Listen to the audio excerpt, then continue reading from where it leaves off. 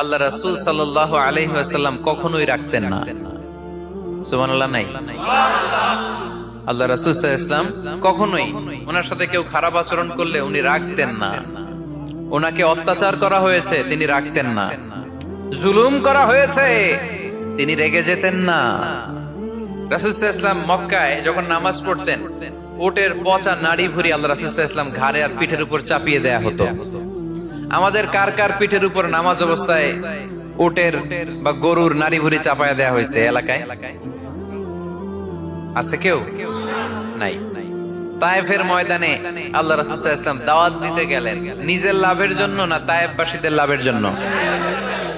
খেয়ে না খেয়ে দিন প্রচারের কাজে নিজেকে দিয়েছো বিলিয়ে, তায়েফের কাফিরেরা চিনলো না সে আলো দুষ্ট ছেলেদের।